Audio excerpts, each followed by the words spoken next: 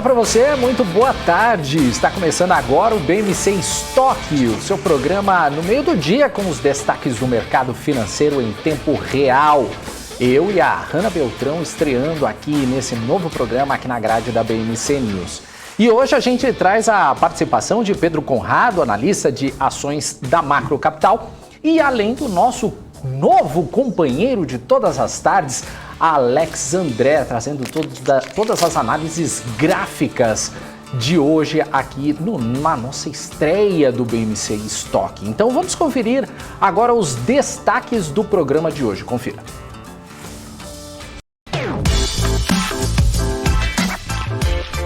Presidente Jair Bolsonaro já está em Nova York e vai discursar amanhã na Assembleia Geral da ONU.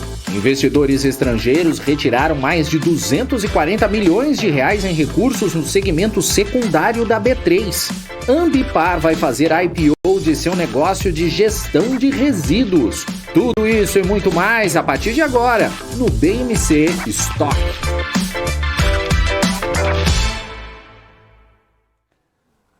É isso aí, aqui, lógico, nessa estreia, a Hanna Beltrão também trazendo notícias em tempo real sobre os principais assuntos que estão impactando o mercado financeiro. Boa tarde, Hanna! Boa tarde, Daniel. Boa tarde para você e para todos que estão nos acompanhando, né, na nossa estreia no comecinho da tarde, trazendo muita informação sobre o mercado financeiro e, é claro, né, a gente vai repercutir os principais assuntos que estão movimentando esta segunda-feira com o nosso convidado. Daqui a pouquinho a gente recebe o Pedro Conrado, né, o Daniel já apresentou ele, mas eu vou falar mais uma vez para, né, chamar para o pessoal já continuar aqui na nossa programação, já compartilhar também para todo mundo ficar muito bem informado. O Pedro, que é analista de ações da Macro Capital, para comentar o cenário desta segundona, né, o Daniel?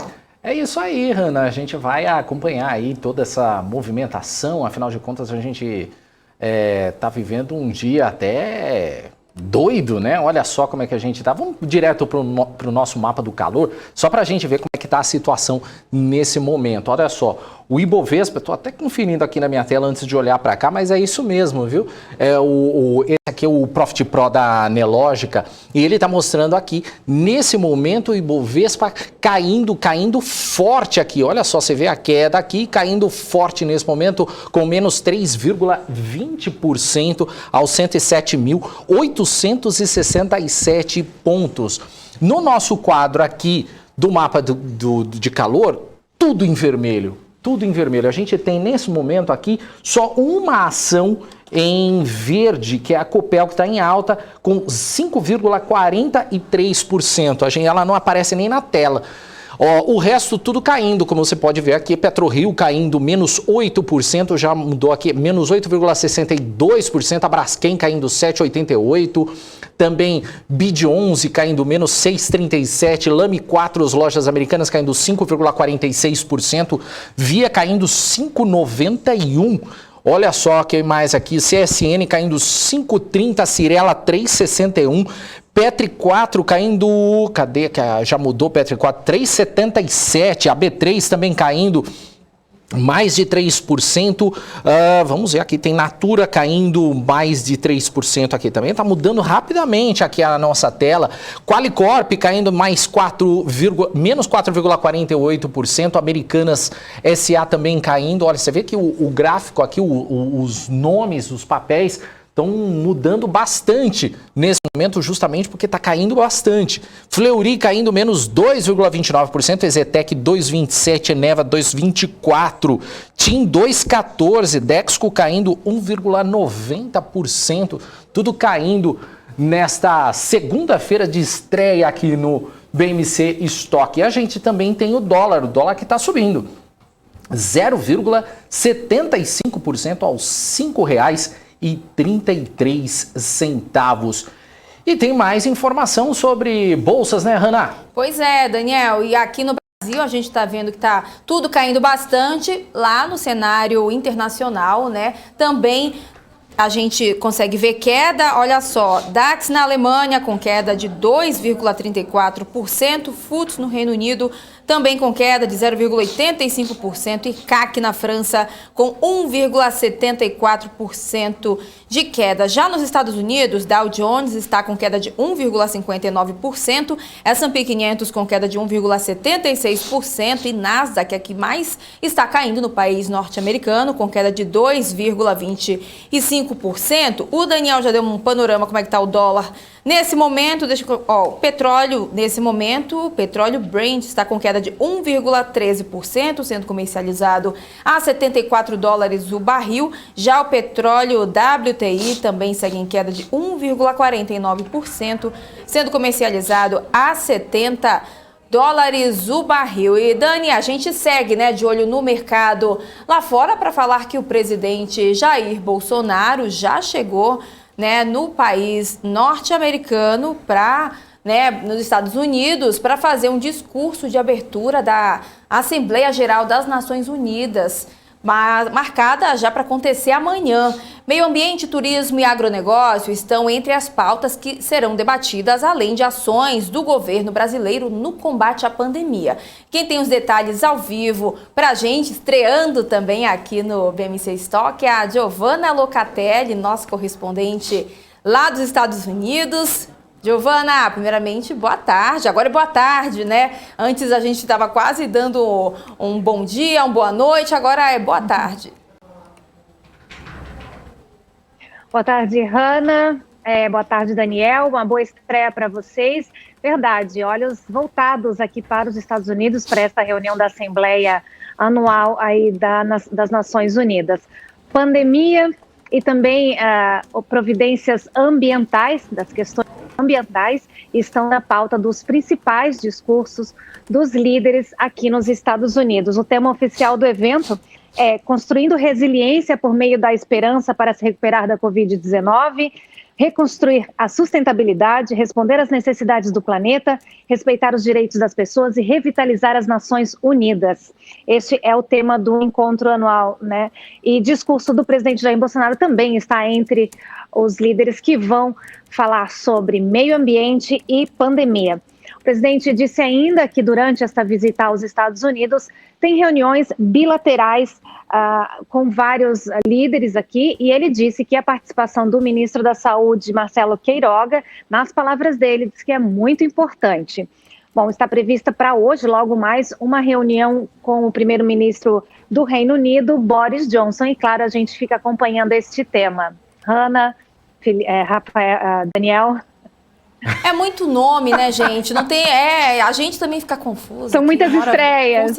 São muitas estreias e a gente acaba ficando confuso, São muitas estreias, mas não vou deixar passar batido, não. Segunda vez que você me chama de Felipe, viu? Eu vou chamar com certeza o Dani de Rafael também. Rafael. Meu amigo, desculpa. Não tem problema, é o costume também. Vamos lá, então. E eu Giovana, estou aqui com toda a equipe, Isso é normal.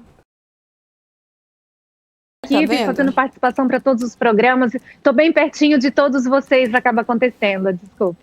É verdade, Giovana. Giovana que agora vai participar mais agora aqui com a gente também no BMC Stock. Isso é muito legal. Giovana, então vamos para o próximo assunto, então, porque hoje a Bolsa de Hong Kong ela fechou em forte baixa em dia de feriados em várias partes da Ásia, inclusive na China e no Japão. Os problemas financeiros da gigante do setor imobiliário chinês, Evergrande, continuam aí pesando nos negócios. A repercussão da crise na Evergrande ela pode se tornar um problema sistêmico. Giovana, por que isso pode se tornar pior? Olha, Daniel, esse é um problema que está muito em pauta dentro de todos os mercados mundiais e pode afetar as economias internacionais, inclusive. Na China, as empresas do setor imobiliário estão classificando o sentimento como altamente angustiadas. Isso porque a incorporadora Evergrande já sinalizou que vai dar um calote, que não vai conseguir honrar aí com seus 300 bilhões de dólares em passivos. Os especialistas já falam em efeito dominó aí no mercado. A especialista da AllianceBernstein, a Jenny Zheng, ela explicou que no mercado de offshore de dólares há uma porção considerável de desenvolvedores menores que estão em dificuldades, né? E esses desenvolvedores não podem sobreviver por mais muito tempo. O que aconteceu? O governo lançou medidas emergenciais para estancar patrocínios, investimentos e empréstimos para estancar essa dívida da Evergrande, só que elas também entraram nessa regra e estão impossibilitadas de financiamentos, de pegarem financiamentos. Bom, esses desenvolvedores em dificuldades não são tão grandes como a Evergrande, obviamente, que é a maior da China e uma das maiores incorporadoras do mundo, porém elas representam em 10, 15% da fatia do mercado. E, enfim, e Zeng alertou ainda para a possibilidade aí de um colapso no sistema financeiro. Inclusive, nós noticiamos isso na sexta-feira, a Evergrande pegou empréstimos de outros países também e não vai conseguir honrar, Daniel. Tá certo, então, Giovana, a gente vai continuar acompanhando esse assunto, é um assunto que merece atenção e a gente volta com certeza a falar sobre isso. Obrigado, Giovana, por estar aqui na estreia. Espero que amanhã você acerte o meu nome. Boa tarde para você. Boa sorte, boa tarde. Obrigado, Giovana. Um abraço para você. Até. Obrigada. Tchau, tchau. Até. E a gente segue aqui com o BMC Stock, com as nossas notícias, já que a Ambipar informou nessa manhã a aquisição de 100% da Liane Environmental Industrial Services por meio da subsidiária Ambipar Holdings, em transação que não teve o valor divulgado. Em comunicado ao mercado, a empresa destaca que com a compra passa a ter 11 bases localizadas na região, além de presença em 6 países, ampliando a atuação na Europa. No documento, a Ambipar informa que a Liane Environmental foi fundada em 1976 e realiza atendimentos de emergências ambientais e serviços industriais a partir de suas 2 bases operacionais na Irlanda. Com a operação, a Liane passa a se chamar Ambipar Response. Pois é, e Dani, ainda falando, da Ambipar, a companhia também informou que fará o IPO do seu negócio de gestão de resíduos, batizado de Environmental ESG Participações, segundo publicações do Brasil Journal. De acordo com a companhia, que oferece serviços e produtos completos voltados à gestão ambiental, o objetivo é levantar um montante em torno de 3 bilhões de reais que serão reinvestidos em novas aquisições e também no reforço de caixa. Ainda segundo o site, os bancos afirmam haver demanda para toda a operação e que a faixa indicativa de preço vai de R$ 15,50 a R$ 20,50. A ação deve estrear no dia 11 de outubro com o ticker EESG3. Os bancos responsáveis por essa operação são Bradesco BBI, Santander e UBS BB, Dani. É isso aí, os investidores estrangeiros, eles retiraram 241,7 milhões de reais em recursos no segmento secundário da B3 no dia 16 de setembro, dia em que o Ibovespa fechou em queda de 1,10%. As informações são da própria B3. Com isso, o fluxo de capital externo no mês ele passou a ser negativo em 18,8 milhões. No acumulado anual está positivo em 47 bilhões. Também no dia 16 de setembro, o investidor pessoa física ingressou com 209,1 milhões líquidos na B3, reduzindo o déficit mensal para 48,6 milhões. O saldo anual de ingressos dos investidores pessoa física segue superavitário, somando 2 bilhões 418 milhões de reais. Já o investidor institucional sacou 449,8 milhões no mesmo dia, elevando aí o déficit mensal para 2 bilhões 782 milhões e ampliando aí a retirada de recursos anuais para 55 bilhões de reais. Pois é, Dani, são meio-dia agora e 53 minutos. A gente segue trazendo informações, as notícias que estão impactando o comecinho dessa segunda-feira, início de semana. A gente fala agora da Novo Honor, a antiga Odebrecht, que se prepara para lançar hoje um plano a bancos credores para vender as suas ações da Braskem na Bolsa Brasileira. A Novonor pretende realizar uma oferta subsequente de ações para se desfazer dos papéis preferenciais e ordinários. Já o formato da operação seguirá de acordo com o posicionamento da Petrobras sobre a venda das suas ações.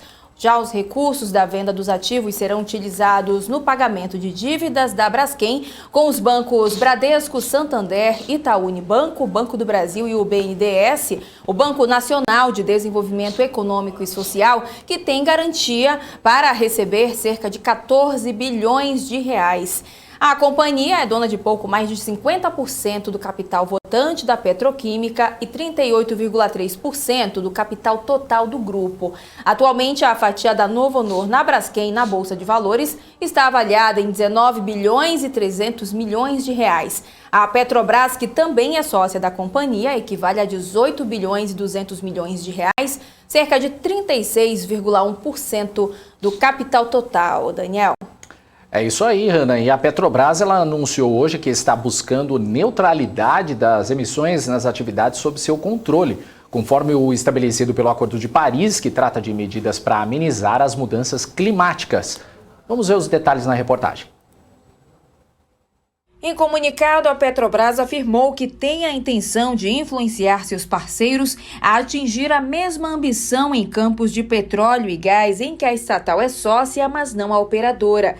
O Acordo de Paris, assinado em 2015 por quase 200 países, entre eles o Brasil, prevê a adoção de políticas climáticas voltadas à redução da emissão de gases de efeito estufa, com o objetivo de limitar o aumento médio da temperatura global a menos de 2 graus Celsius acima dos níveis pré-industriais até o fim do século, com esforços para chegar a 1,5 graus Celsius. A decisão da estatal está alinhada ao posicionamento mundial das 12 empresas que fazem parte da Iniciativa Climática para Óleo e Gás, consórcio integrado pela petroleira desde 2018, que acredita que juntas estas empresas representam cerca de 30% da produção global de óleo e gás e colaboram para acelerar a transição para o baixo carbono. Com essa nova iniciativa, os membros almejam atingir a neutralidade das emissões, reconhecendo que possuem muitas, mas ainda não todas, as respostas sobre como chegar a esse resultado. É isso aí, agora vamos ver como é que tá então a participação dos nossos internautas no chat do canal da BMC News, né, Hanna? Vamos dar uma olhadinha. Vamos dar uma olhada, o pessoal já está mandando bastante coisa aqui. Ó, o nosso grande Felipe Nascimento, primeiro a dar boa tarde. Boa tarde, Felipe Nascimento. Quem mais? O Helder já comentando aqui, professora Hanna já está na área, Helder. Quem mais está por aqui, Dani? Esse professora Hanna é ótimo. Ó, Eric, desculpa, Hanna, o Eric acabou de falar que eu sou fera. Muito obrigado, Eric. Desculpa. Helder falando, Hanna, a nossa Dakota Johnson brasileira. Eu tô me achando Dakota isso, Johnson, né? excelente. Eu tô me achando chiquérrima, mas tá bom. MPK falando, vai que é de vocês. Dani, Hanna, sucesso. O quadro de calor tá pegando fogo mesmo. A gente tá começando vermelho nessa segunda-feira, né, Hanna? Já tá tudo no vermelho. Quando o Dani chegou com o mapa de calor, a gente até tentou enxergar se tinha, né, pelo menos uma coluna do verde, alguma empresa, né, mas hoje, por enquanto, tá tudo no vermelho. Ainda bem que eu aposentei aquela...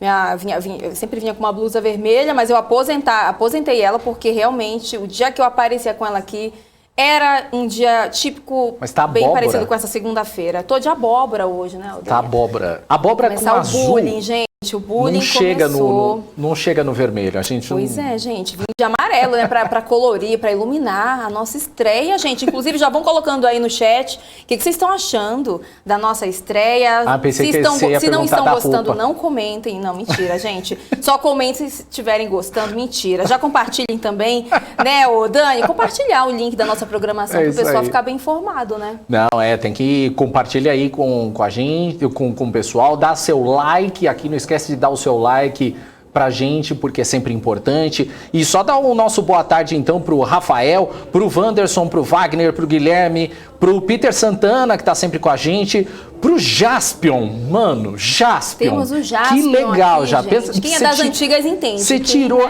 eu não conheço. o Guilherme, o Daniel, Vicente, o Rui das Neves. E eu tô sentindo falta aqui do Padeiro Trader. Padeiro Trader. Padeiro Gostaria, Trader. né? Pois é, Padeiro Trader. Padeiro Trader. Tem aqui, mais né? um que tá sempre com a gente. Qual que é o outro que a gente sempre fala aqui na redação? Ai, gente, Fora o são padeiro? tantos, são Um a gente acha que é o Felipe, o padeiro, mas ele falou que não é. O Felipe falou pra gente que não é. A gente vai descobrir, né, Dani? A gente tem que descobrir isso aí. É, mas tem um outro aqui que é o Júnior aqui, mas ele não quer falar pra gente qual que ele é. Não, é brincadeira, gente. Pois é, gente, ó, como o Daniel falou, né, tem que compartilhar o link, sempre tem aquele grupo, né, dos amigos, aquele tio, aquela tia que quer entender mais sobre o mercado financeiro. Ai, não sei onde encontrar informação. Encontra onde, Dani? Aqui na BMC, né? Qual é o nosso slogan? Porque aqui... Poxa. Aqui tem informação que gera valor, informação tá que vendo? gera Só minha valor. pele aumentou só Nossa, por causa dessa frase ó, agora. é que você me atropelou, aí eu não consegui falar. Ó, inclusive, Daniel, o Edson Amaral já comentando aqui, boa tarde, dupla iluminada. Aí, tá vendo? Ai, adorei. Ó, tá vendo? O Wagner desejando aí sucesso pra mim e pra você, Hanna. Sucesso pra vocês dois nesse novo programa. Valeu, Wagner Carlos. Valeu, boa tarde pra você também. Claudinho Trader, manda um abraço aqui pra família Money Club. Então, um abraço para a família Money Club, 100% conectada aqui. Abraço para vocês, gente. Gestor Inteligente, o Rafael Teles, MPK, Helder, o Bacon Frito, Helder. Obrigado. Bacon frito, era o Bacon verdade, Frito. Valeu, verdade, Helder. Bacon frito. Valeu, gente. Vamos lá, então. Olha, Paula Moraes aqui comentando. O programa BMC Marketing será às 2 horas, só para lembrar. Então, valeu, Paula. É isso aí. Daqui a pouco eu continuo também com o Felipe, com o Gani, com o Cabral e a gente expulsa a Hanna daqui. Expulsa a Hanna daqui, mas a Hanna volta às 5h15, né? BMC Business. BMC Business. Na verdade, que hoje ainda não, amanhã, né? Comandando o BMC Business. Mas a partir de amanhã vocês vão poder, né, olhar bastante. Ah, hoje não? Hoje não, hoje ainda não, mas amanhã me aguardem que estarei a todo. Serei a nova, né? A nova Débora Oliveira. A nova Débora Oliveira, e parecida com o Daniel Morales, né? Daniel Morales está em todos os lugares, onipresente, mas quem sabe eu chego lá, né? Vamos lá, então. Então vamos lá. O Cerveja tá por aqui também, mas chega, Cerveja gente, também, de olhar é isso aí. o chat, senão o pessoal não deixa a gente. Legal. Gente, vamos então chamar o nosso primeiro convidado, que é o Pedro Conrado. Não tá pronto o Pedro Conrado? Acabei de acabar. Então vamos falar, ó. Sem convidado. O Rodrigo acabou de mandar uma mensagem aqui para mim, que é o nosso excelentíssimo diretor, que ele falou tem o gráfico do Ibov aqui pra gente mostrar. Vamos mostrar então o gráfico, pessoal, se puder colocar. Olha aí o gráfico do Ibovespa, que tem queda nesse momento. Deixa eu dar uma olhadinha aqui. Passou atualizado. aí para Já passou 107 mil pontos, né? Caiu, renovou nova mínima. E ó, a queda tá aumentando ainda, hein, Hanna? 3,33% nesse momento. Olha só, tá caindo cada vez mais aqui, tá caindo forte o Ibovespa nesse momento. E lembra que eu falei agora há pouco das ações em altas, né? Agora há pouco a gente estava com duas, a gente chegou a ter uma só, ficou com duas, que era a CPFL, que agora entrou em instabilidade, só porque eu falei. Mas a Copel é a única ainda em alta aqui nesse momento, com 5,58%. O resto continua tudo caindo nesse momento. E tá caindo e caindo forte. A gente segue acompanhando, gente, essa situação, né? Ah, legal, obrigado, gente. Vocês colocaram aí, olha que bacana. Aí o mapa do calor na tela, olha só, então, vamos dar uma olhadinha então como é que tá nesse momento. Olha só como é que tá a Vale, menos 5,44% nesse momento. Olha só a Vale caindo forte. Olha só, tem também caindo aí a Braskem que tá caindo 8,27% aí. A Via tá caindo 6,74%. O Interbanco, o BID11, ali na tela está com queda de 6,30%, Melius caindo 6,19%. Cadê aqui? Bradespar caindo 5,72%. Banco Pan, ó, 5,70%. Cielo caindo 5,29%, Companhia Siderúrgica Nacional 5,27%, Lojas Americanas caindo 4,92% e caindo bem as coisas nesse momento, olha só. Bom, enquanto a gente estava vendo aqui o mapa do calor, a gente também já está com o nosso convidado. Agora sim a gente pode chamar o Pedro Conrado, analista de ações da Macro Capital, que já está aqui com a gente. Boa tarde para você, Pedro, tudo bem? Boa tarde, tudo bom? Tudo jóia. Tem um probleminha Pedro, de conexão aqui. Ah, não, tudo bem, isso acontece, fica tranquilo. Ô Pedro, vamos começar então falando do setor de educação. No começo do ano existiu uma expectativa aí positiva para o segundo semestre por causa da aceleração da vacinação e da retomada das aulas presenciais. Mas e agora? Quais as expectativas para os resultados das empresas do setor no terceiro trimestre? Tem alguma empresa aí que deve sofrer mais em algum destaque positivo? Bom, então, essa expectativa mudou um pouco. No começo do ano, o que aconteceu? A gente esperava que com a aceleração da vacina, os alunos que não entraram no começo do ano, que é o maior número de alunos, normalmente o começo do ano representa o maior número de entrantes na faculdade, esses alunos poderiam prorrogar por 6 meses, né, a entrada deles na faculdade e possivelmente a gente viria esse aumento no terceiro trimestre. O que aconteceu agora, a expectativa é que o aluno que não entrou no começo do ano prorrogue a sua entrada para o começo do ano que vem. Então a gente deve ver um resultado um pouco mais fraco do que a gente esperava no começo do ano para as empresas, né? Uma demora um pouco maior para a volta dos bons resultados das empresas de educação. Então, com esse cenário, o que a gente pode esperar seria empresas que têm cursos que a gente chama de mais premiums, né, mais de alta qualidade, tendem a ter um resultado um pouco melhor esse ano, principalmente por causa da evasão, né? Então, por exemplo, aluno de medicina e cursos de alta qualidade, como engenharia e tudo mais, o aluno tende a ficar um pouco mais na faculdade. E isso acaba ajudando as empresas a manter o aluno dentro da base e, consequentemente, ter um resultado melhor. Nesse cenário, a gente vê como a Afya, que é uma empresa de educação só focada em medicina, normalmente ela se dá melhor nesse tipo de cenário. A gente já viu ela indo bem ano passado comparado aos outros setores, outras empresas do setor. E a Ânima também demonstrou uma força um pouco melhor do que as outras empresas no ano passado. Isso deve se repetir esse ano. Em compensação, no começo do ano que vem, com os jovens já vacinados e as aulas presenciais já rodando normalmente, aí sim a gente já deve ver um resultado melhor para o setor como um todo. E, Pedro, mais uma vez, muito boa tarde para você. E a pandemia fez também, né, com que as empresas de educação, que antes eram direcionadas só para o ensino presencial, tivessem que desenvolver sistemas na educação à distância. A concorrência com mais instituições oferecendo cursos à distância, estudantes mais acostumados com o EAD e até os custos mais baratos podem afetar a retomada do ensino presencial. Quais seriam as suas perspectivas em relação a esse novo cenário? Bom, existe uma discussão bem forte sobre isso em relação ao que será da educação para o futuro do Brasil como um todo, né? Existem pessoas que acreditam que haverá muito ensino à distância, tem gente que acredita que não, que será presencial e que o aluno prefere presencial, e tem pessoas que acreditam no sistema híbrido, que seria algumas aulas online, outras aulas presenciais. O que a gente pode ver no passado, né? O EAD, como um todo, tem um número de evasão muito grande. O que isso significa? Que o aluno que entra, mesmo pagando um ticket menor, ele possivelmente não vê o valor daquilo que ele está pagando e acaba evadindo cedo.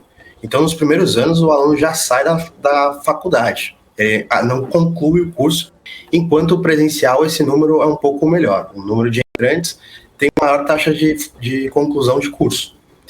Mas com as ferramentas melhorando, com esse investimento maior das empresas, e houve um investimento muito grande nessa pandemia, acelerou, vai ter muita gente que não ia fazer faculdade e vai testar esse ensino EAD, né? Essa pessoa que não teria a condição de fazer uma faculdade, com esse ticket mais baixo, com essa tecnologia melhor, o app, né, mais desenvolvido, isso acaba ajudando o aluno a ficar dentro da faculdade e a se formar no EAD.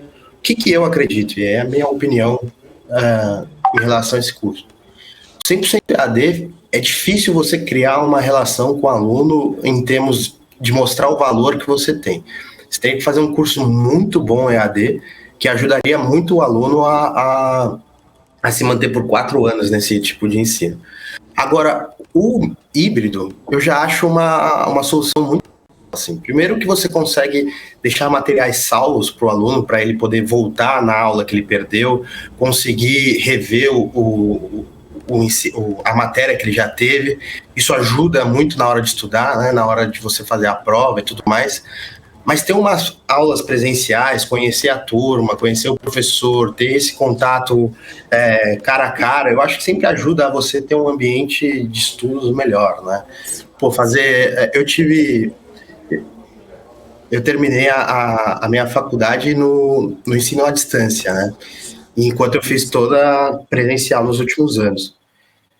Eu consegui ver uma queda na questão dos meus amigos em termos de participação de aula, em termos de trabalho e tudo mais, muito grande, assim. O pessoal desanimou muito.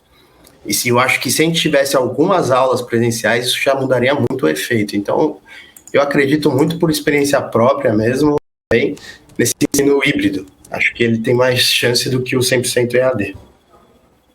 Você acha que isso pode mudar, principalmente com relação à cabeça das pessoas? Você falou uma coisa que realmente é verdade, né? Tem muita gente que sente falta da questão presencial, mas muitas vezes acaba perdendo até o interesse no EAD, né? Mas existe uma maior parte definida, se quer o EAD, se quer o híbrido, ou ainda não se chegou a uma conclusão? Por enquanto, a gente vê uma demanda maior para o presencial, mas a pandemia já mostrou uma diferença nisso, aumentou muito o número dessa proporção para o EAD, e conforme os anos foram, o EAD, se eu não me engano, começou em 2012, bem fraco, e ele vem ganhando espaço, então a gente vê sim uma mudança no aluno que entra. Agora, se você pegar alunos que se formam, esse número já é bem diferente dos alunos que entram na faculdade, né? E acho que essa é a grande chave do EAD.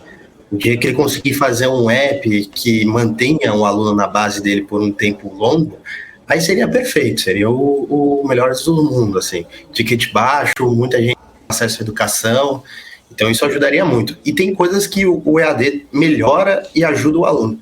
Uma das coisas básicas, por exemplo, é serviço de ajuda mesmo, por exemplo, como é que eu pego o material, secretaria, esse tipo de serviço online, a gente já vê uma melhora em todos os setores, né? Você vai num banco, a sua gerente já tem um gerente online, você vai em outros tipos de empresa, sempre tem um serviço de atendimento online. A educação não é diferente, entendeu? Então, com essa melhora, com essa inteligência artificial, com a ajuda de algumas ferramentas, com certeza isso deixa o aluno mais interessado em ficar na base. Então, deve sim ter uma diferença. Eu só acho que um pouco de presencial sempre ajuda também, principalmente para fazer uma relação com os amigos, com a turma, né? Fazer essa união que eu acho que é importante na faculdade, né? Na faculdade, além de estudar, você faz relações, né? Você conhece pessoas e tudo mais, que eu acho interessante talvez ter um pouco dessa questão presencial. E cursos como medicina, enfermagem, engenharia, que tem a questão prática, esses cursos com certeza não podem ser 100% online, né? Eles terão as aulas práticas no mínimo. E Pedro, e também uma das empresas do setor que os investidores gostam bastante de falar é a Cogna, o maior grupo de educação do país. Como é que você avalia a reestruturação da companhia? É uma boa oportunidade para aquele investidor mais paciente? Como é que você avalia? Bom, a Cogna era queridinha no mercado há muitos anos, né? E ela vem fazendo essa reestruturação muito pela leitura que ela teve do mercado, né? Ela entendeu que o número presencial iria diminuir e ela precisaria investir mais no EAD dela. A Cogna saiu na frente no EAD, mas nos últimos anos a gente vê vários outros concorrentes ganhando market share, enquanto a Cogna perde esse market share. Em questão presencial, a Cogna já está fazendo, né, diminuir o número de campos, fazendo toda essa reestruturação, que eu acho que é o caminho certo como empresa no setor de educação. Mas o que eu vejo na Cogna é a reestruturação que eles estão fazendo é muito grande. Existem players como a Edux que fez esse tipo de mudança antes dela, então ela está saindo um pouco atrás. A ação, se der tudo certo, a ação está barata. Mas o problema é que existe um risco aí. Quando você, investidor paciente, vai tomar um risco que eu acho muito grande no caso da Cogna. Ele vai esperar essa reestruturação der certo para depois conseguir ter valor na ação que ele comprou. Eu hoje, principalmente depois desse desconto que o mercado está tomando como um todo, eu prefiro a Edux em relação à Cogna. Muito porque ela já ter saído na frente dessa reestruturação. Edux comprou cursos de medicina, Edux ganhou market share no EAD nos últimos anos, vem investindo pesado nesse setor. Ela comprou o IBMEC, que é um ensino mais premium, tipo de aluno que continua dentro da base por mais tempo. E ainda tem uma sinergia na compra do IBMEC, porque ela consegue ter bons materiais que já estavam prontos, e ela consegue transformar nisso num ensino digital, né? Então tem vários upsides. Eu acho que a Edux pode destravar ainda. Enquanto a Cogna tem esses upsides, mas tem um risco muito grande também, que eu particularmente não gosto. Tá certo. Agora, outro setor que sofreu bastante com a pandemia, Pedro, foi o isolamento, né? Foram os shoppings, né? Com essa aceleração da vacinação também e a proximidade das festas de fim de ano, o setor ele pode se beneficiar ou o cenário macro pode barrar essa recuperação? Como é que você avalia os resultados do setor e quais as expectativas para os próximos meses? Bom, o setor de shoppings ele já vem recuperando muito forte, a gente já viu isso no segundo trimestre. Aparentemente, Dia das Mães foi super forte. As vendas de Dia das Mães, e a expectativa para o final do ano é que seja ainda melhor. A gente viu muito os shoppings sofrerem muito com a saída de algumas lojas dentro do seu portfólio, né? As lojas com shoppings fechados, eles não queriam pagar o aluguel e as lojas saíram. Essa é uma retomada que a gente ainda deve ver um pouquinho mais para frente, talvez não nesse ano, mas no ano que vem já ver as lojas voltando.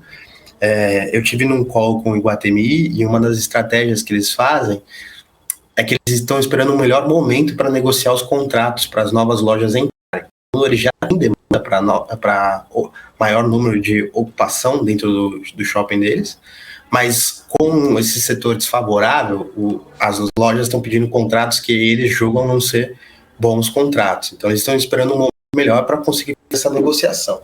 Esse momento melhor talvez venha só no ano que vem, quando a pandemia estiver 100% acabada, né? As pessoas não tiverem mais restrição nenhuma. Mas em termos de resultado, a gente já viu um resultado bem forte no segundo trimestre. A esperada é que só melhore para o final do ano. O que acontece no setor de shoppings é que eles são uma prótese para os juros também, né? Para os bons que a gente chama. Então, quando os juros caem, muita gente sai da renda fixa e gosta de comprar shoppings, gosta de comprar fundos imobiliários e tudo isso. Com os juros aumentando, esse é um tipo de ação que sofre muito, né? Como a gente já viu sofrendo. O que eu acredito? Shoppings como o Iguatemi, ou talvez empresas como a JHSF, que tem shoppings e outras coisas, que é um setor que tem clientes, né, que a gente chama de clientes de classe A, são shoppings que tendem a tomar mais rápido, né? É um tipo de cliente que ainda tem um poder aquisitivo muito forte, mesmo com toda essa crise econômica. Agora, shoppings que tendem a atender outros tipos de classe social, esses shoppings demoram um pouco mais para a retomada. Uma coisa que a gente tem que ficar atento, eu acho, nesse setor, que é uma mudança provavelmente estrutural, são shoppings que estavam em regiões de escritórios, principalmente, né? Em shoppings que dependem muito do comércio. Com o home office, com essa discussão de o home office vai ser híbrido também, né? Parecido com essa discussão de educação, esses shoppings em regiões comerciais tendem a sofrer uma mudança estrutural. Só um segundo. Eu estou aqui. Opa! Tivemos uma invasão na nossa entrevista. Acontece, né, Dani? De vez em quando dá uma internet, tem problema, tentar dar uma trolladinha, gente. Pode seguir. Era o pessoal do meu escritório. Mas, bom, voltando assim, era essa mudança estrutural mesmo que eu digo que a gente tem que ficar atento, né? Então, apesar de voltar um pouco o resultado, existe essa mudança. Os shoppings estão fazendo uma digitalização também muito grande e vai ter uma mudança no setor no sentido que o que eu acredito, né? Os shoppings vão servir como lojas mais de amostra ou pontos de estoque para entrega de produtos rápidos, assim. Ele vai perder um pouco aquela questão de lojas grandes e tudo mais. E o Iguatemi e todos os outros Multiplan, você vê essa mudança já na digitalização, na tentativa de ter esse serviço de entrega ou serviço de delivery, né? Eu acho que eu gosto nesse setor, o que eu mais gosto é o Iguatemi. O que a gente está fazendo aqui na Macro, a gente, com essa questão do setor inteiro sofrer com juros, a gente gosta às vezes de fazer uma estratégia long short. O short não necessariamente a gente não acredita no potencial da empresa em subir o valor da ação, mas é quase como um hedge para o setor, né? Quando ela cai, a gente tem um short que nos defenda. Nesse sentido, a gente tem que achar uma ação que a gente acredita que esteja mais descontada que outra, né, dentro do setor. No nosso caso, a gente gosta de Iguatemi, como a gente está em long, e shorteado em Multiplan, muito por essa questão estrutural mesmo. Mas é mais como um hedge, como eu falei. Não é que eu acredite que daqui para frente a Multiplan só cairá. Mas como o setor está sendo afetado por toda essa questão de juros, acho uma estratégia interessante, assim. E falando ainda, né, das empresas do setor de shopping, queria falar um pouquinho sobre os cases de Iguatemi Multiplan, né, que você estava falando agora há pouco. As empresas estão descontadas? São boas oportunidades para o investimento nesse momento?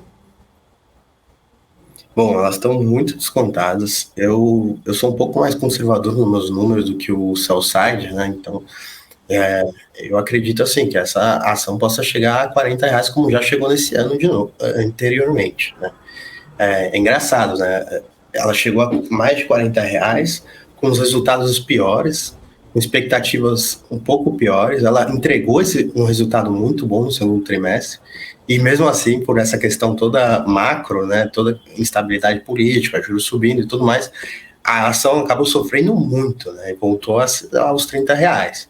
O que eu reparei nessa diferença para mim com a Multiplan? A gente viu a retomada do Iguatemi mais rápido, tanto quanto o investidor leu isso também, né? A ação do Iguatemi subiu mais rápido, enquanto a da Multiplan demorou um pouco. E aí, com esse desconto do setor, as ações acabaram ficando equivalentes, né? Nos meus modelos, assim, o upside ficou bem parecido. Então a gente viu uma igualização, assim, né? O upside acabou ficando muito parecido entre as ações, e por isso que a gente achou essa oportunidade do short. Mas a Multiplan acabou sendo descontada também, né? Quando quando vai destravar o preço da ação, é uma pergunta difícil, mas com certeza, em algum momento, o mercado fará as contas e vai entender o setor como um todo, né? Eu acho que todas elas têm upside ainda. Legal, Pedro. Agora, outro setor que sofreu com o aumento da sinistralidade por causa da pandemia foram as operadoras de saúde e seguradoras. Dentro do setor de saúde, como que a pandemia impactou as empresas? E quais as expectativas aí com na normalização das taxas de sinistralidade? Bom, então, É uma pergunta legal, assim, as operadoras de saúde na pandemia tiveram entre aspas, tá, um benefício nos resultados, né? Benefícios, eu coloquei entre aspas porque é um momento triste, assim, mas elas tiveram esse resultado melhor. O que aconteceu? As cirurgias eletivas, que é um dos grandes custos dessas empresas, foram canceladas. Né? Aquelas cirurgias que o paciente pode escolher o momento de fazer, essas foram canceladas e postergadas, enquanto o foco total dos hospitais eram atender os pacientes de Covid. Isso acabou diminuindo muito os custos das empresas, de operadoras de saúde, o que resultou em bons resultados no ano passado. Só que essas cirurgias acabaram sendo acumuladas, né? Muitas pessoas postergaram e agora elas precisam fazer essas cirurgias. Muitas das cirurgias eletivas começaram a se agravar e acabaram virando emergenciais, né? E aí a gente já vê um aumento muito grande, assim, da sinistralidade. Se pegar, por exemplo, o GNDI, a sinistralidade dela antes da pandemia rodava perto de 78%. Na pandemia, no segundo trimestre, chegou a bater 58%. Agora ela já está a 84% no último resultado, né? Então a gente vê que ela ultrapassou a sinistralidade que ela tinha antes de 78% e está tendo essa compensação pelo ano passado. Só que com a normalização, esse número tende a voltar aos patamares normais da empresa, que seriam 78%, que seriam a sinistralidade de 2019, 2018 e tudo mais. Existe já a expectativa para que no final do ano essa sinistralidade comece a voltar para o normal, né? A baixar essa sinistralidade. E dentro do setor também tem a aquisição da Hapvida e GNDI, que é quase que uma fusão, né, entre as empresas, que com certeza é uma fusão importantíssima, assim, estrutural. São as duas empresas com essa fusão, né, se eu posso chamar assim, que o nome correto seria aquisição, que a Hapvida adquiriu a GNDI, tem muita sinergia para ser destravado, né? No meu modelo, assim, a empresa tem um upside muito grande. GNDI, por exemplo, no meu cenário conservador, vale R$105, contando com a aquisição, com a fusão, né, com a Hapvida, né? E outros bancos têm uma opinião parecida com a minha, um pouco mais otimista, inclusive. Deve ressaltar que essa é uma operação que vai demorar muito tempo para a gente ver essa sinergia, né? Não é do dia para a noite que as empresas conseguem se unir e destravar todo esse tipo de sinergia. Mas uma das sinergias mais rápidas e é uma das maiores é a questão do goodwill, né? Que vai ter, que é um benefício que as empresas vão ter depois dessa aquisição. Esse tende a ser destravado bem rápido, né? Essa sinergia. Então, o CAD acho que está para aprovar no final do ano, dezembro, ou começo do ano que vem, em janeiro, mas é uma aquisição para ficar de olho aí. As empresas estão sendo bem descontadas, como tudo hoje, principalmente, né? Mas é algo assim para ficar de olho. Enquanto hospitais como o Redditor ou o DASA, elas tiveram um efeito totalmente oposto, né? Durante o ano de 2020, com o cancelamento das cirurgias, eles perderam receita, né? E aí foi pior os resultados. Com essa volta mais forte dessas cirurgias, eles estão ganhando receita e estão tendo resultados muito bons.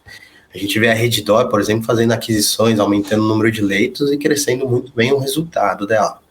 Só que o que eu achei engraçado é que o mercado não foi tão favorável com a ação, né, nesses últimos meses, porque ela vem demonstrando aquisições mais fortes do que ela tinha prometido. O resultado dela foi muito bom, mas mesmo assim a ação destravou tanto, né? Não destravou muito o valor da ação. Teve também o final do lock-up de alguns fundos que compraram no IPO, e aí foi aquele dia que venderam acho que quase 2 bilhões de reais num dia só. Isso derruba o preço de qualquer ação, mas depois dessa venda a ação não retomou ainda, né? Então, e com a normalização da sinistralidade, a gente deve ver uma receita um pouco mais baixa. No caso da Redditor, não, porque ela está aumentando o número de leitos, né? Mas, assim, receita por hospital deve ser menor, sim. Uhum. E o setor de saúde, né, Pedro, está passando por um momento de expansão e transformações com diversas fusões, aquisições e também IPOs. Qual é a perspectiva para a fusão entre a Hapvida e a Notre Dame Intermédica e também quais seriam os possíveis impactos para os papéis das empresas e também para o setor? Bom, como eu falei, essa é uma aquisição da Hapvida muito importante para o setor. Elas vão ser as primeiras líderes de mercado. Elas já têm uma base de beneficiários muito grande. E o que eu acho interessante é o risco do CAD nesse deal é baixo. Porque enquanto a Hapvida era muito forte no Nordeste e no Norte, a GNDI era mais forte no Sudoeste, né? Então, o CAD, nesse tipo de aquisição, ele avalia por praça, e como elas não disputam tantas praças, o remédio deve ser baixo. A gente vê que em Minas Gerais, por exemplo, em BH, é uma praça que elas já disputam, talvez haja algum remédio lá, e algumas outras pequenas cidades, nada muito importante para as empresas. Isso é uma aquisição que a gente deve ver a sinergia vindo ao longo dos anos, então não será de cara que a gente vai ver o resultado. A empresa está falando aí de questão de 3 anos a 4 anos para a gente ver a integração total das empresas, né? Então é um tempo longo. O mercado agora está descontando muito as ações, acho que até por essa questão de Brasil como um todo, né, risco país, elas acabaram sendo afetadas. Mas conforme o deal vem se aproximando, o mercado tende a antecipar, né, esse tipo de sinergia. Acredito que eles não vão precificar tudo de uma vez só, por todo o risco de integração que tem. Toda aquisição existe algum tipo de risco, e quanto maior a integração, mais risco tem. Então, assim, no meu modelo, a GNI, por exemplo, vale R$105. Eu sou um pouco mais conservador do que alguns outros sell sites, que dizem que vale a R$110, R$115. Mas para chegar nesse valor, eu acho que não vai ser logo após a saída do deal, né? Vai demorar um tempo para o mercado topar, precificar tudo, né? Mas, com certeza, a gente deve ver alguma melhora após a aquisição da GNDI. E outra empresa que anda fazendo muita aquisição e há pouco tempo atrás teve uma polêmica no mercado, foi a aquisição da Aliar pela Redditor, né? A Redditor fez uma oferta pública e no dia seguinte o Patria, que era um dos grandes investidores da Aliar, acabou vendendo a sua participação para um outro fundo. E a Redditor acabou desistindo dessa aquisição. O que a Redditor fala, e a gente pode ver nos próximos meses aí, alguma movimentação dela no setor de laboratórios, muito por causa do fim do contrato dela com a Fleury, né? Todo hospital precisa de um laboratório dentro do seu hospital, né, para fazer os exames e tudo mais. E até o terceiro trimestre desse ano, a Redditor tinha esse contrato com a Fleury de não competição, e por isso que ela não podia expandir. E agora, com o fim desse contrato, a gente deve ver ela se movimentando no mercado. A primeira movimentação foi a tentativa de comprar a Aliar, não deu certo, mas ela vai precisar ter algum parceiro ou alguma base própria de laboratório, né? Tá certo. Pedro, eu queria que você deixasse aí o seu recado, as suas considerações finais, deixa o seu recadinho aí pra gente, mas antes de mais nada a gente agradece aí a sua participação aqui no BMC Stock. Eu que agradeço pelo convite, fico à disposição para as próximas aí. Eu e o time da Macro Capital estamos dispostos. Acho que vocês já conversaram, né, com o Nilson, com a Priscila, mas qualquer dúvida, qualquer coisa, podem chamar. Obrigado. Valeu, então, muito obrigado mais uma vez pela participação aqui. Uma boa tarde para você. Tchau, tchau. Tchau, tchau. Bom, esse foi o Pedro Conrado, analista de ações da Macro Capital. E continuando aqui com as nossas informações, pela primeira vez em um ano, O contrato do minério de ferro caiu abaixo dos $100. Os futuros em Singapura despencaram 11,5% nessa segunda-feira, antes de reduzir as perdas devido ao feriado na China. Os preços já perderam cerca de 60% desde um recorde em maio, à medida que a demanda chinesa diminui. A alegação das autoridades chinesas é atingir a neutralidade de carbono até 2060, reduzindo aí o nível de produção de aço e melhoria da qualidade das Olimpíadas de Inverno, que vai ser realizada já no ano que vem. Para ajudar, os embarques de minério da Austrália estão mais altos e as exportações do Brasil se mantêm em ritmo forte. As usinas siderúrgicas na província de Jiangsu receberam instruções para reduzir a produção como parte de restrições mais amplas à atividade industrial, com o objetivo de diminuir o uso de energia. Os cortes estão concentrados entre agora e 15 de outubro e focados em aços para a construção. Os futuros do minério caíram 8,3% para $93,25 a tonelada, aí rumando para a maior sequência de perdas desde 2015. Hanna, contigo. Pois é, Dani, a gente segue atualizando também, né, mas trazendo de novo aqui as atualizações das bolsas americanas que estão despencando nesse comecinho de semana. Dow Jones está com queda de 2,5%, S&P 500 com queda de 2,11% e Nasdaq, a que mais está caindo, com queda aí agora de 2,66%. O dólar está subindo, né, 0,82%, sendo comercializado a R$ 5,33. E Dani, tem mais informação aqui, né, para a gente trazer para o nosso telespectador que está acompanhando a gente nessa estreia, aqui nesse início de tarde, né, caminhando, já passou do meio-dia, né, já passou do horário do almoço, já pode falar que já é do meio, encaminhando para o meio da tarde. A gente também tem informação aqui da 3R Petroleum, que convocou uma Assembleia Geral Extraordinária para o dia 20 de outubro, quando será discutida a compra da fatia de 49,8% da Duna Energia por até R$ 72.300.000. O anúncio da operadora foi feito no dia 31 de agosto. A operação vai envolver a incorporação pela 3R de pouco mais de 64 milhões de papéis da Duna Energia.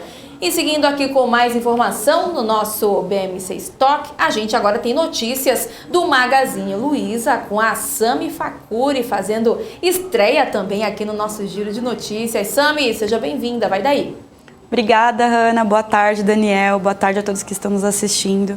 Então, o marketplace do Magazine Luiza atingiu 100 mil vendedores em setembro, batendo um novo recorde da companhia. Cerca de 40% são parceiros Magaluz, pequenos e médio varejistas, que ingressaram na plataforma da companhia após o início da pandemia de Covid-19. Segundo o Magazine Luiza, as lojas físicas têm um papel muito importante para a plataforma. Elas são atualmente responsáveis por trazer 6 a cada 10 novos vendedores do marketplace. O Magazine Luiza está expandindo seu ecossistema de produtos e serviços voltados ao lojista da plataforma. Além do parceiro Magalu, a companhia conta com o Magalu Entregas e o Magalu Pagamentos. Daniel? Legal, valeu, Sami, a nossa popular Sandra, mas a gente não vai falar Sandra, é Sami. Pois é, a gente prometeu que não ia fazer essa piada no ar, mas a gente não se aguenta, porque os bastidores é assim, gente. A gente não consegue. A gente não consegue. Mas, Sami, vamos de mapa do calor, então, só para não deixar ela com vergonha. Vamos de mapa de calor. Sami, obrigada pela sua participação. Obrigada, aqui gente. no nosso BMC Stock. Estou me acostumando para não falar BMC Now. O Daniel também está acostumando. O Daniel, não, né? bem. São tantos programas, né, o Daniel? Não, tô bem, eu consigo falar normal, BMC Stock. Eu me entreguei aqui. Então vamos de mapa de calor, né? Deixa eu dar uma atualizada aqui no índice. Deixa eu só trazer essa linha para cá. Olha ó, que tá chique, vendo? viu? Ó, nesse momento o Ibovespa com queda de 3,25%, chegou a bater mínima de 107.545 pontos. Nesse momento está com 107.848 pontos. A gente vê que a queda, né, segue caindo o índice nesse início de semana, e a gente vê aqui no nosso mapa de calor tudo no vermelho, apenas Copel, CPLE 6 com alta de 5,28%, no mais todos os setores estão caindo bastante, Prio 3 com queda de mais de 8%, queda forte, 8,22%, Braskem, Prio 3 na verdade atualizou aqui, com queda também de 8,27%, Vale está com queda de mais de 5%, quem mais... A gente nem precisa olhar tanto, porque todos os setores estão caindo. Setor também de varejo, né? Tudo no vermelho, né? Setor de varejo, Lame 4 com queda de 4,37%. Quem mais está caindo bastante? Amer 3 está caindo também mais de 4%. As aéreas também negou com queda de 2,72%. Construção também, Cirela, com queda de 2,85%. A gente vai acompanhando, né, Dani? Ainda tem muita água para rolar, né? No pregão de hoje, a gente, é claro, vai acompanhando, monitorando. A gente já viu situações que no finalzinho deu uma virada, mas a gente fica de olho aqui para o investidor e para a investidora ficar bem informado. Será que vira? Porque olha só, menos 3,22% agora. Queda do Ibovespa, acho que o meu, não sei se o meu tá certo, acho que tá assim. Menos 3,22%. Nossa, isso mesmo. Queda forte. A gente continua acompanhando isso, com certeza. E, Hanna, a gente agora vai falar de análise gráfica, né? Hoje, o nosso novo companheiro das tardes, Alex André, traz um panorama geral da economia e do mercado global. Vamos ver. É isso aí, Daniel. Então hoje eu separei alguns gráficos, né, a gente falar principalmente da economia, né, o que colabora, né, com o mercado atualmente que a gente está observando muito volátil. Eu trouxe alguns gráficos para auxiliar, né, você investidor a entender o que está acontecendo em todo esse contexto, né, top-down, nesse contexto macro. Tá? Então o primeiro gráfico que a gente destaca aqui, né, principalmente uma relação, né, de risco-retorno, né, que a gente chama de Sharpe. Então, o que acontece nesse gráfico, né? O que traduz nesse gráfico, né? Ou seja, os ativos que têm o maior risco, mas também o maior potencial, né, está nesse lado de cima, e os ativos que têm o menor risco, mas também ao mesmo tempo o menor retorno, está logo aqui abaixo. Então, o que a gente traduz aqui? Que os créditos, né, de high yield, ou seja, os créditos mais arriscados, né, ou seja, que tem o menor rate, tem o melhor retorno. Depois, o setor de real estate.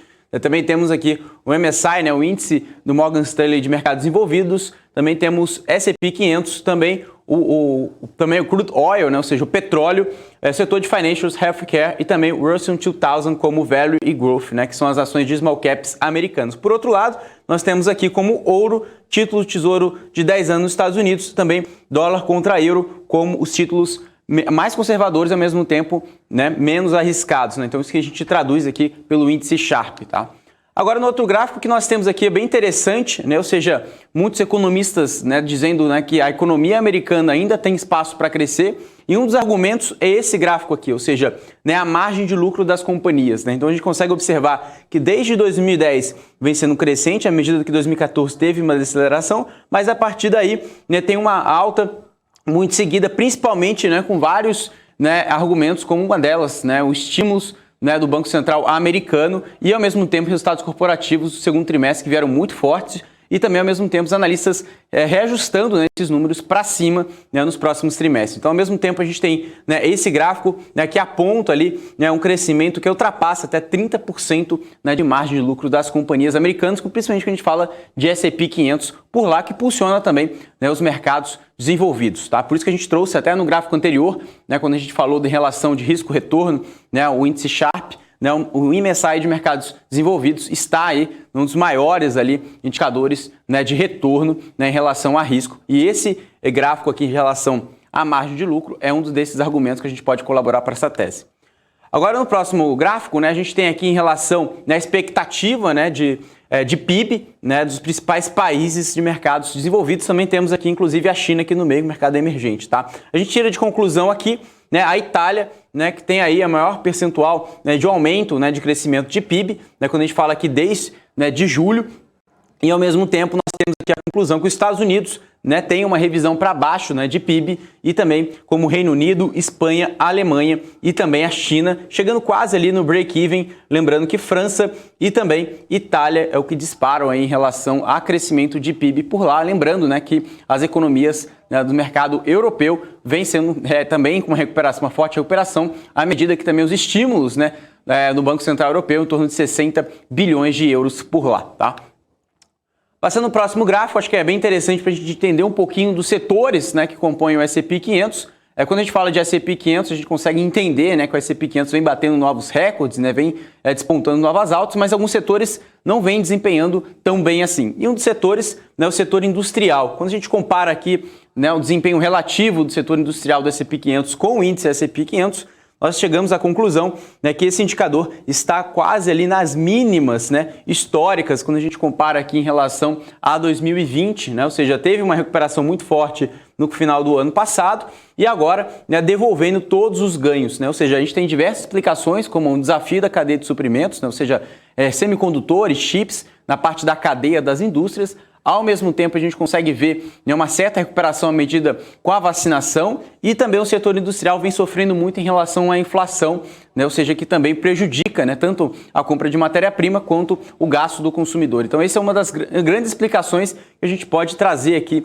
O setor industrial do S&P 500, né, vem desempenhando muito abaixo do esperado em relação, né, à linha relativa com o S&P 500, o índice total. Aqui é bem interessante, agora a gente tem um argumento diferente, né? Ou seja, esse argumento que eu trouxe agora, né? Essa tese em relação ao que aconteceu, o que pode acontecer daqui para frente em relação não só ao setor industrial, mas todos os setores do S&P 500, né? Ou seja, em relação a CAPEX, né? Ou seja, quando a gente fala de CAPEX, a gente fala de investimentos, né? Ou seja, em crescimento, em compra, expansão, tanto fábrica, tecnologia, ou seja, o que realmente a companhia precisa para crescer, né? Então a gente fala na linha do CAPEX. Aqui a gente fala do Russell 3000, ou seja, as 3 maiores empresas, né, de small caps dos Estados Unidos, né? E aqui, de acordo com esse gráfico, né, a gente fala aqui da linha do CAPEX, que em 2010 a gente atingiu ali, né, um fundo, né, ou seja, em relação a CAPEX, ou seja, as empresas investindo menos. Aí depois a gente teve uma expansão, né, até 2012, 2013. Depois teve uma relativa queda em relação a 2017, 2016. E agora, em ano 2021, formou-se um novo fundo, que indica, toda vez que tem um novo fundo, né, como a gente observou em 2010, 2011, 2016 e 2017, tudo indica que tem uma retomada em V aqui no ano de 2021, que pode, né, de acordo com a média histórica desde 2008, né, depois da crise de 2008, né, teve uma redução muito forte, depois da relação da pandemia, né, com 2020, agora pode ter, né, de acordo com o histórico, né, isso, lembrando, né, olhando para trás, não significa que pode acontecer, mas tudo indica, né, de acordo com esse gráfico de CAPEX, que pode ter uma nova onda de investimentos, né, das empresas small caps dos Estados Unidos, ou seja, as empresas mais propensas aí a investir, a crescer, tanto as suas plantas fabris, os seus investimentos em tecnologia, em logística, todos os pontos, né, que as companhias precisam para entregar mais lucros, né, mais resultados. Então, esse é um gráfico muito interessante relativamente sobre investimentos, né, sobre CAPEX. Tá? Agora a gente vai falar de um gráfico interessante também no mercado imobiliário americano. Né? Esse gráfico é bem interessante. Diversos analistas olham com uma lupa aqui de uma forma bem técnica aqui para esse gráfico, mas esse gráfico é bem simples de entender, tá? É uma média, né, de preço de casas novas dividido aqui, né, pela renda média, né, do americano, né? Ou seja, a gente chega aqui numa relação de 5,8, né? Ou seja, o que indica aqui? Que cada vez mais, né, os preços das casas novas vêm aumentando em relação, né, à renda do americano, cada vez mais o dinheiro, né, fica mais apertado, né, para o consumidor americano, mas tudo indica também, né, que o mercado americano imobiliário, né, por lá está muito aquecido, ou seja, tem uma demanda muito forte e também o que impacta em relação ao pacote de infraestrutura, né, do governo Biden, que apesar, né, do curto prazo estar ali travado lá no governo, mas tudo indica também que o mercado imobiliário americano vem se recuperando muito. Quando a gente pega aqui os dados desde janeiro de 2019, que estava num indicador de 4,8%, agora em janeiro, né, de 2021 para frente, chegando em 5,8%. Então,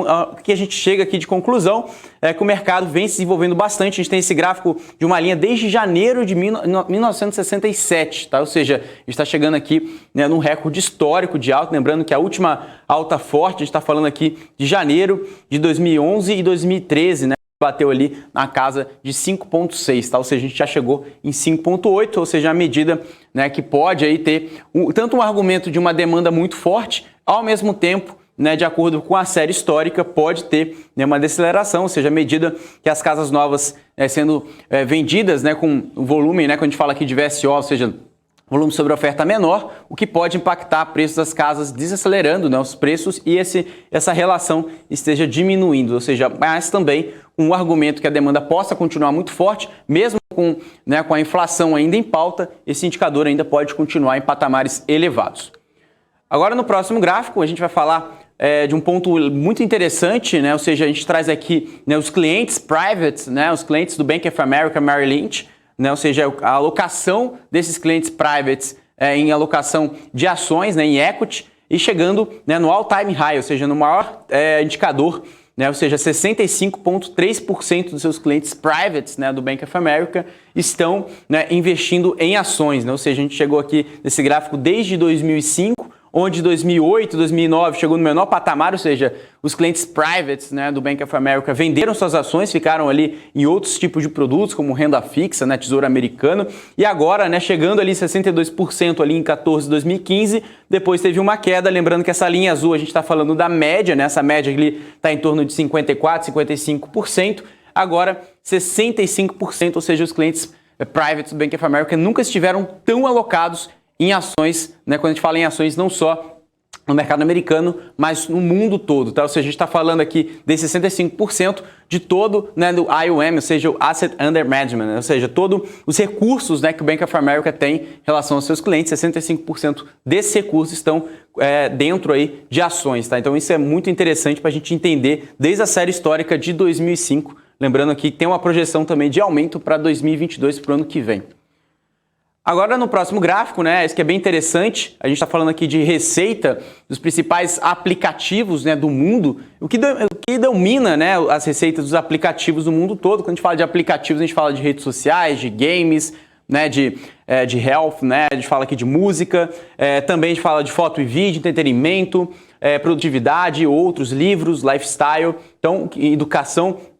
E essa parte azul aqui, o que domina, né, todo o gráfico, a gente está falando aqui de games, né? O mercado de games domina em 62% de receita de todos os aplicativos, né, tanto da Play Store, né, também como na Apple, né? Ou seja, a gente está vendo um mercado muito dominante na parte de games e um ponto bem interessante, né, que a parte aqui de health e fitness precisa, né, crescer em torno de 30 vezes, né, para chegar próximo ao resultado ali de games. Então, lembrando que a minha educação está em torno de 2%, produtividade também 1%, livros, lifestyle, música, também rede social com 5% da receita, foto e vídeo com 5,7%, entretenimento 8,1%. Então a gente consegue ver nesse gráfico, principalmente também as empresas, né, não só chinesas, mas também americanas, também correlacionadas ao mercado de games. Lembrando que no Brasil também temos companhias relacionadas ao movimento aqui de games de aplicativos, também como a Bmob, tá? Então esse é um gráfico que dá para dizer muito bem para onde tem aí a maior relação de receita por aplicativo no mundo todo, tá?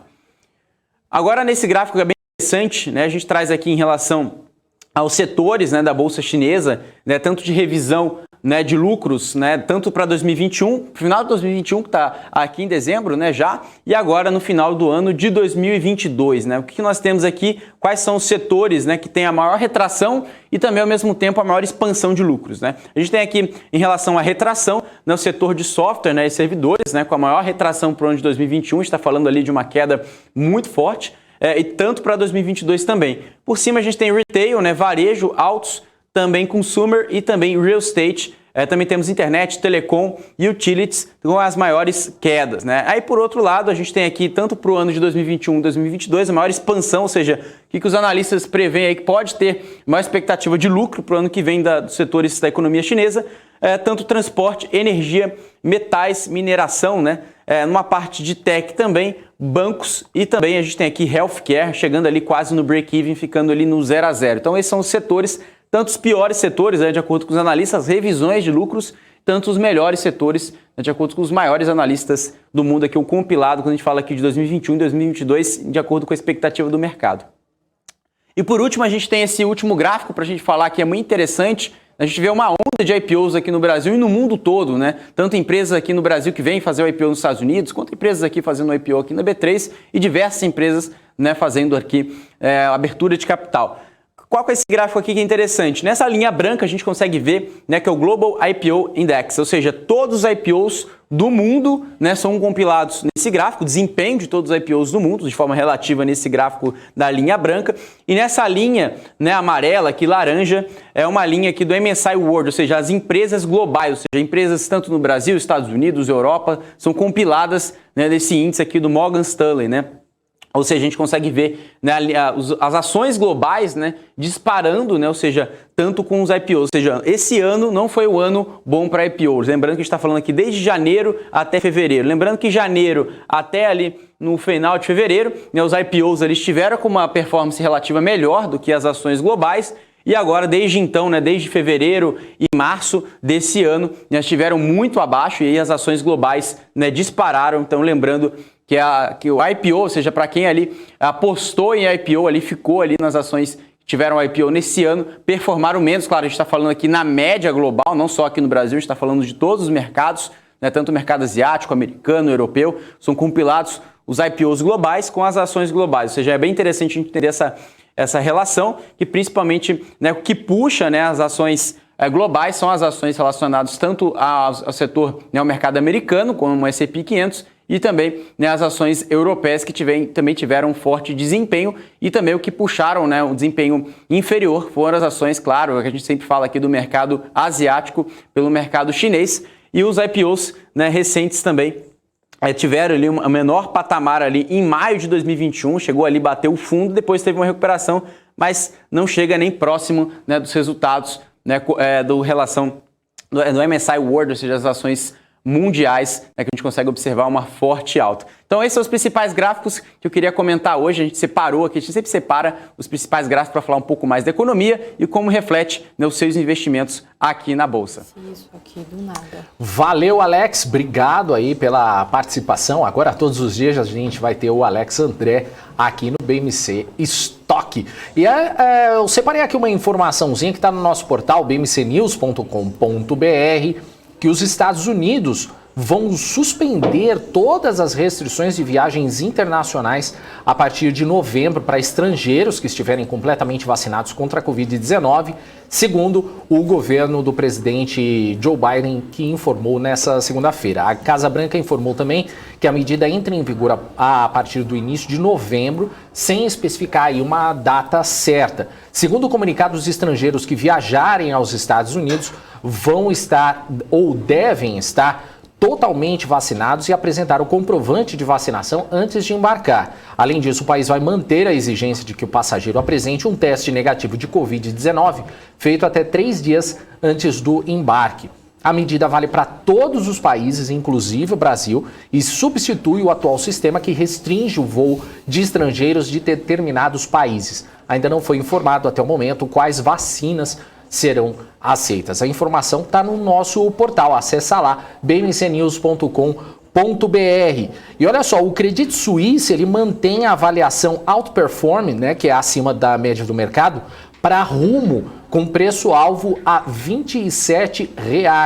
O contrato para a construção de ferrovia no Mato Grosso é positiva para a empresa. Lembrando que a Rumo está fazendo uma grande ferrovia, vai fazer uma grande ferrovia no Mato Grosso e que vai interligar aí a outras estradas em direção ao Porto de Santos. Lembrando ali que a região do Mato Grosso, principalmente a região de Lucas do Rio Verde, é um importante polo do agronegócio brasileiro e que é muito importante também para o Porto de Santos. E a companhia Hering e a Soma anunciaram aí o fechamento da operação envolvendo as duas empresas, pelo qual os investidores que eram titulares de ações da Hering no fechamento do pregão da B3 na última sexta-feira vão se tornar agora titulares de ações da Soma. A iniciativa cria aí uma das maiores empresas do varejo de moda do Brasil. Hoje, as ações da Hering já não estão sendo mais negociadas na Bolsa. Em comunicado enviado ao mercado, a Soma ressaltou que está tomando todas as providências necessárias para realizar o pagamento da parcela em dinheiro aos acionistas da Hering e vai avisar a data em que será efetivado o pagamento. Em abril, as empresas anunciaram aí uma fusão num acordo com o valor total de 5 bilhões e 100 milhões de reais, sendo 30% do pagamento em dinheiro pela Soma e 70% via troca de ações. A união entre as empresas junta ao portfólio de Hering, Hering Kids, Disarm, Animale, Farm, Fábula, A-Brand, Foxton, Cris Barros, Off Premium, Maria Filó e NV. Agora eu vou com você, Hanna. Então, Dani, a gente segue com mais informações, agora falando da Embraer, que assinou um contrato de serviços de longa duração com a Alliance Airlines para fornecer suporte à venda de jatos E190 da companhia aérea. O contrato cobre mais de 300 componentes reparáveis e inclui também tanto materiais quanto serviços de administração técnica, com apoio das instalações da Embraer na Ásia-Pacífico, em Singapura. A Alliance adquiriu uma frota de 32 jatos E190, sendo que 12 dessas aeronaves estão atualmente na Austrália e as 20 restantes estão programadas para entrar em operação nos próximos 12 meses. Segundo a empresa, a Alliance Airlines aumentou rapidamente a sua frota de E-Jets e o que provou ser fundamental à medida que a aviação doméstica cresce na Austrália. Esse contrato de serviços vai permitir que a Alliance garanta a disponibilidade da sua frota com soluções eficazes, eficientes e competitivas. E Dani, tem uma informação que saiu agora há pouco, que o secretário de Fazenda de São Paulo, Henrique Meirelles, estimou em R$1 bilhão a privatização da empresa metropolitana de águas e energia, comparando aí com a privatização da Sabesp. Isso foi dito durante um evento, o evento da LIDE, e o secretário afirmou que o processo está em andamento, apesar de ocorrer uma disputa judicial acerca da licitação. Nas palavras dele, se na escolha do divisor na AMAI já tem uma disputa jurídica, imagine na Sabesp com todo o seu tamanho. Dani? É isso aí. Ô, Hanna, antes da gente encerrar aqui o BMC Stock, a gente consegue dar o mapa do calor? Vamos dar uma olhadinha, dar uma olhada. Você que é especialista no mapa do calor. Não teve tanta... Ai, quem me dera, né? Já que eu chegar aos pés da Débora Oliveira, já ia falar Débora Nascimento, tá vendo? A Débora Oliveira, Felipe Nascimento está chegando daqui a pouquinho, a Débora Oliveira, aí eu né, estarei bem na foto. Mas vamos dar uma olhadinha aqui, ó. Agora, na hora que a gente olhou, Dani, estava com queda de 3,22% e agora já está caindo 3,41%. Realmente o investidor ficando de cabelo em pé nesse início de semana. Haja, né, suco de maracujá para o investidor, para a investidora. Está agora nos 107.647 pontos. Deixa eu olhar aqui. Chegou a bater mínima de 107.545 pontos. Está caindo bastante. Já no mapa de calor, tudo no vermelho. Apenas Copel segue figurando entre as altas. Nessa segunda-feira, né, CPLE 6 com alta de 4,68%. Já o restante, todos os setores caindo bastante. Prio 3 com queda de mais de 8%. Braskem também segue no mesmo ritmo com queda de 8,60%. Antiga Via Varejo, Via 3 com queda de 7,57%. Cogna, a gente falou de Cogna hoje, né? Falou com o nosso entrevistado hoje. Cogna está caindo, deixa eu ver, até ela sumiu aqui. É tanta movimentação, né? Tanto volume de negociação que vai toda hora atualizando. Mas eu vi aqui, Edux está caindo, né? Ou seja, o setor de educação caindo bastante. Edux com queda de 4,21%. Eu achei Cogna aqui, ó. Cogna. 303.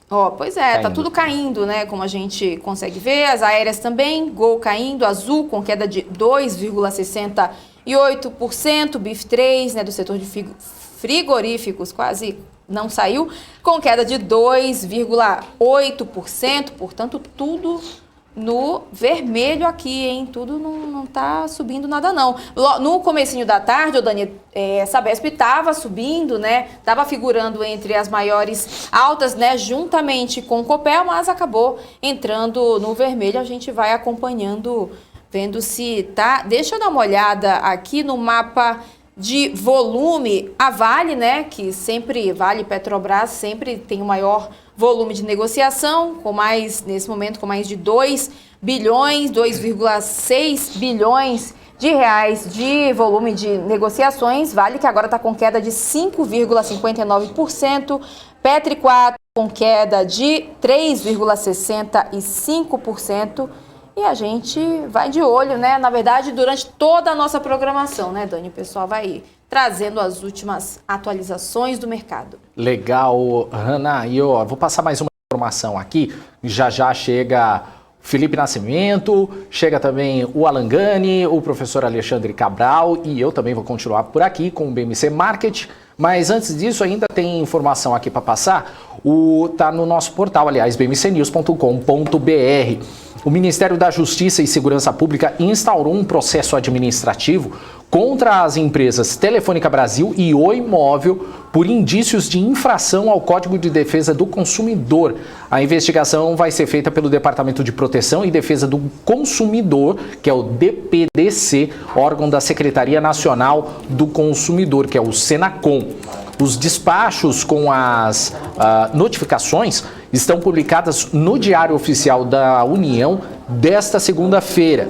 Os documentos não trazem especificamente quais violações estariam sendo atribuídas às operadoras, só citam os artigos da lei nos quais as condutoras poderiam se enquadrar, dentre eles os que tratam de proteção contra a publicidade enganosa e abusiva. Informação que saiu há poucos minutos no nosso portal. A informação completa está lá no nosso portal bmcnews.com.br. É isso aí. Hanna, vamos dar aquela passada no nosso chat. Eu queria só... Tenho aqui um comentário do Peter Santana, que ele já colocou aqui, ó, temos que ter o BMC Maracujá. É, gente, tem que ter. Tem gente que gosta, né? Por exemplo, o Rui das Neves sempre comenta lá que é bom quando tá no vermelho, né? Bom pra comprar, eu pensei que era maracujá. Dia de mercado, mas eu acho que boa parte do nosso telespectador tá trabalhado aí no suco de maracujá nessa segunda-feira, né, Muito Dani? bom. Ó, o Davi Alvarenga aqui falando, Hanna Beltrão, além de inteligente, muito linda, parabéns. Nossa, muito obrigada pelo seu elogio. Quero também elogios pro Daniel, tá, gente? Que ele vem todo chique, belíssimo, todo trabalhado na elegância. Não aceitamos menos que comentários do Dani aqui no chat. Vou ficar aguardando. Então, peraí, vamos procurar um recado sobre mim. Para de graça, Daniel. Desculpa, só tem Hanna, que demora um pouquinho. Um monte de pessoal falando, Daniel, e muita agitação, e muito animado, deixa de graça. Não, mas legal, ó, tem bastante recado assim. O pessoal tava discutindo aqui uma... então, tô tentando pular a discussão, né, pra ver se a gente acha lá em cima. Mas é uma discussão e tanto aqui, mas tudo bem, não tem problema não. Bacana, tem muita gente, ó, só dando então o nosso tchau aqui pro Rui das Neves, o JJ, Wagner Gomes, Helder, Guilherme, quem mais aqui tem? Aí tem uma infinidade de comentários aqui, o povo discutindo. César Nogueira, Wagner, JJ, que eu já falei, o Helder aqui, Diego Zacarias, tem também, cadê? O Drauzio, o Guilherme. E Guilherme. Tem um comentário aqui, ô Dani, da Renata Nunes, né, que eu acho bem... curioso esse comentário, esse Daniel é maravilhoso, tá vendo só? Ó, essa Renata, para quem não conhece, é aquela que treina, e ela treina bastante, viu, gente? Gosta de treinar na rua. Pois é, a Renata que logo participa do giro aqui, que o negócio tá assim. É, a gente gosta assim. Ó, MPK falando aqui, Daniel é bacana, mais do que isso vai ficar esperando. Tá vendo? Tá gente, bom, isso é injustiça, tá vendo? Aí foi um comentário bacana, foi legal. Bacana, né? Bacana. Honesto. Não, amanhã a gente quer muito comentário, muito like. Quero saber só se vocês estão compartilhando o link da nossa programação, colocando o nosso portal, né, Dani? Colocando na estrelinha lá como favorito, na hora que você acorda, você tem que olhar o quê? O site da BMC News. E né? se antes quem estourava o horário era a Paula Moraes, hoje quem estoura sou eu. Né? O Felipe já deve estar super... Felipe, daqui a pouquinho já, super né, feliz. já puxa a gente, já começa a espetar a gente aqui. Rodrigo Rosim, Santo Padre Daniel, elegância em pessoa. O Ed Souza, boa tarde, Daniel é legal. Valeu! Olha lá, o Cabral já aqui no estúdio falando, aonde? Legal, valeu, Cabral, tá obrigado. Gente, não dá. Hoje foi a estreia, amanhã a gente não aceita menos que muitos comentários maravilhosos. Bom, gente, então vamos lá. Olha, o BMC Stock vai ficando por aqui. A Hanna Beltrão Não volta às 5h15 hoje, é só amanhã, né, Hanna? Só amanhã. Amanhã, né, vou estrear no Business às 5h15, trazendo muita informação sobre as empresas do mercado, né, Dani? Legal, então. Hanna, obrigado pela parceria de hoje. A Hanna vai embora, eu fico, mas até amanhã. É isso aí. Espero todo mundo, né? Eu, Daniel e todo mundo aqui da nossa programação, que a gente prepara tudo com muito carinho. Então a gente espera vocês amanhã, novamente, 12h30, com o BMC Stock. Valeu, Hanna. Um abraço para você. Até amanhã, então. Então a gente já divide agora a tela agora com o Felipe Nascimento, que está chegando agora com o BMC Market.